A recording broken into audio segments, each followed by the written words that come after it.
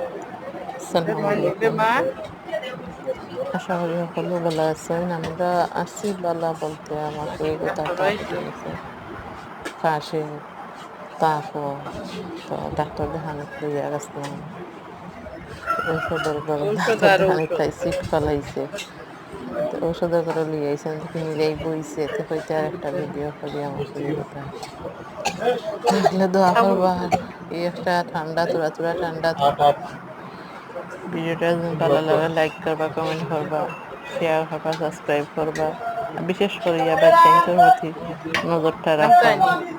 গরম ঠান্ডা এবার চেঞ্জর খেতে খুব বেশি খেতে পারে। মাসের মধ্যে 3 বার বেমার হইয়া আসছে। মাহি রাত্রে বেশি জাবরিলায়। কিছু খাইছেনি, কিরা খাইছে?